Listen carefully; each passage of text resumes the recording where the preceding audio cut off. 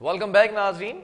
इंतहाई अफसोसनाक वाक़या जिस पर हम हमेशा कहते रहे कि बल्दियाती इदारे मुतहर्रिक हो जाएं, खुदारा अपनी कारकर्दगी दिखाएं, और बारिशों का पानी जिस पानी से सड़कें ज़ेर-ए-आब आ जाती हैं, निकासी अब हो नहीं सकती है इस शहर के अंदर, नाले ओवरफ्लो हो जाते हैं, नाला और सड़क जो है वो बराबर जब आ जाते हैं तो इसी के साथ इंसिडेंट होते हैं, एक्सीडेंट्स होते हैं। ऐसा ही कुछ वाक़या हुआ इंतहाई अफसोसनाक।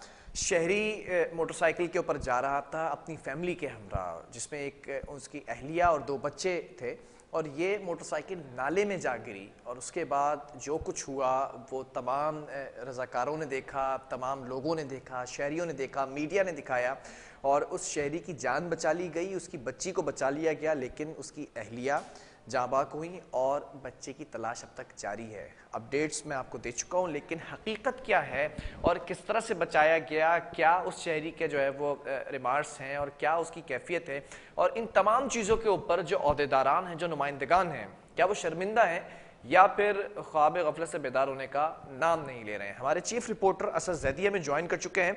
असद, मैं जानना चाहूँगा इस अफसोसनाक वाक़े की रुदात। बिलाल, देखिए, जब ये बारिशों की बात की गई और मॉनसून के सीजन की बात की गई तो ये कहा गया और बुलंदो बांग दावे करते दिखाई दिए सब इदारे कि हमने बहुत अच्छी अरेंजमेंट्स की हुई है, हमने तूफान से पहले तूफान से निपटने की तैयारी कर ली है, बारिशें जितनी मर्जी हो जाए हमने नाले साफ कर दिए हैं, गले भर दिए हैं, गटरों के ढक्कन लगा दिए हैं, और यूं लगता था कि सब अच्छा है कि रिपोर्ट करते ये इदारे इस बार तो कुछ ना कुछ कर दिखाएंगे। ठीक है, लेकिन अफसोस, सद अफसोस कि फिर जब ये बारिश हुई तो फिर इनके बुलंदो बांग दावों की कुली खुल गई और झूठ के सिवा कुछ ना इनके दामन में रहा। और फिर हमने देखा कि एक तरफ एक बाप जो 2 माह की बच्चा जिसका अब तक ना मिल सका, अपनी बीवी जो उसके साथ थी, और न जाने ईद की किस खुशी को मनाने के बाद वो वापस आ रहे थे कि बारिश हो रही है, बाहर जाएंगे, हो कर आएंगे। वो ये समझ रहे थे कि जितने दावे किए जा रहे हैं इसी अंदाज से तमाम चीजें हो जाएंगी और हम जाएंगे बाहर, और ये आइडियल होगा हमारे लिए बाहर निकलना, बारिश को एंजॉय करेंगे। लेकिन उन्हें क्या पता था कि उनको जो है वो ये मुसीबत आन लेगी। और शादमान का ये नाला, जिसकी मैं थोड़ी सी हिस्ट्री बताता चलूं कि 1 साल पहले जब यहाँ पर मोहम्मद अली जैदी, जो इस टाइम डिप्टी कमिश्नर कोरंगी हैं, वो यहाँ पर थे एडमिनिस्ट्रेटर, तो उन्होंने एक जो है यहाँ के लिए जमाते इस्लामी की रिक्वेस्ट पर जो है एक टेंडर किया था, और उसके अंदर ये तमाम नालों को और इनको कवर करने के लिए टेंडर किया गया था, जो बाकायदा तौर पे पब्लिश हुआ था अखबारों में। और उसके बाद एक बिट हुई थी, और कामयाब बिट जिन्होंने की थी उनके लिए बाकायदा तौर पे इस पे काम करने की इजाजत दे दी गई थी उस कॉन्ट्रैक्टर को। ठीक है। लेकिन फिर बदकिस्मती से अचानक से उनका भी तबादला होता है, और वहां पे इस वक्त के मौजूद डिप्टी कमिश्नर, जिनके पास एडमिनिस्ट्रेटर्स की भी जो है वो पावर्स मौजूद हैं, उन्होंने उस बिड को कैंसिल कर दिया, और वो जो जितना प्रोसेस हुआ था उसको कैंसिल कर दिया, और वो जो कॉन्ट्रैक्ट दिया गया था उसको भी कैंसिल कर दिया। अब जब ये बात, अच्छा, ये नाला क्या ओपन है, कोई शेल्टर, कोई दीवार नहीं है क्या? बिलाल, देखिए, होता क्या है कि जब ये नाले बहुत बोसीदा हैं, 30-30, 40-40 साल से इनमें पानी आ रहा है, इनकी दीवारें जो पहले मौजूद थी वो दीवारें अब जो है वो टूट चुकी हैं बिलाल। ठीक है। लेकिन इन दीवारों के टूटने के बाद जाहिर सी बात है कि इनको रिपेयर मेंटेन करने के लिए, मेंटेनेंस के लिए इदारों को कुछ ना कुछ करना है। लेकिन जब इसकी बिड दी जाती है, बाकायदा तौर पे इसके टेंडर होते हैं, बाकायदा तौर पे पब्लिकेशन होती है, उसके बाद भी जब कोई कामयाब बिड करने वाला कॉन्ट्रैक्टर बिड ले लेता है तो फिर बहुत से मसाइल और फिर ताल्लुकात और फिर अपनी पावर्स को दिखाने का जो एक सिलसिला है जो मुतवातिर चलता चला आ रहा है, ये आड़े आ जाता है। और हमने फिर उसके नतीजे में देखा कि ये मोटरसाइकिल सवार खानदान किस बुरी तरीके से इस नाले में गिरा। वो अपनी जो एक खातून जो अपने शौहर के साथ थी और ये समझती थी कि वो एक आइडियल शहर में रहती है, तो बारिश के बाद वो एक आइडियल जगह शादमान से गुजरेगी तो यहाँ कोई प्रॉब्लम नहीं होगी, तो फिर वो अपनी जान से हाथ धो बैठी और 2 माह का वो नौमौलूद अब तक उसकी तलाश जारी है। بلال اس کے اندر جب یہ واقعہ پیش آیا تو وہی جماعت اسلامی کے حافظ نعیم الرحمان وہاں پہنچے اور انہوں نے یہ اعلان کیا کہ وہ ایف آئی آر درج کرائیں گے ڈپٹی کمشنر و ایڈمنسٹریٹر کے خلاف. ٹھیک ہے. تو بات صرف اتنی سی ہے بلال کے ایف آئی آر درج ہوئی نہیں اب تک، لیکن ظاہر سی بات ہے کہ ایک شخص اداروں کو جھنجھوڑتا رہا یا کوئی بھی شخص، یا ہم متواتر طور پر اس تمام معاملے پر Asad deputy commissioner plus administrator جو ڈسٹرکٹ سینٹرل کی بات ہم کر رہے ہیں، تو کیا ان کی سرزنش ہوئی، ان کو عہدے سے ہٹایا گیا کہ کیوں آپ نے جب بٹ ہو چکی تھی تو واپس کیوں کیا تمام پروسیس کو؟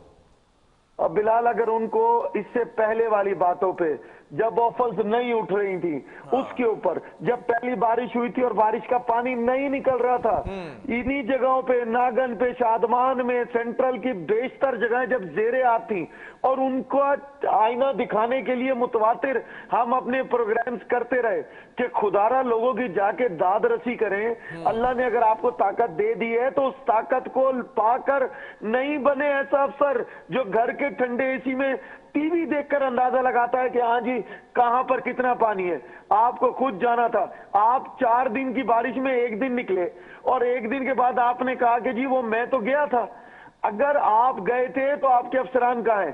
اگر ان کی سرزش تب ہو جاتی، اگر یہ وزیر بلدیات صاحب ان کو تب سمجھاتے کہ آپ بھائی صاحب جو کر رہے ہیں یہ غلط ہے اور اس کا خمیازہ بھگتنا پڑ سکتا ہے کسی کو بھی. اسد میں نے سنا ہے جناب محترم یہ جو شخصیت ہیں یہ تو آج کل اپنا کام چھوڑ کر بھالو مٹی کے پیچھے پڑے ہوئے ہیں.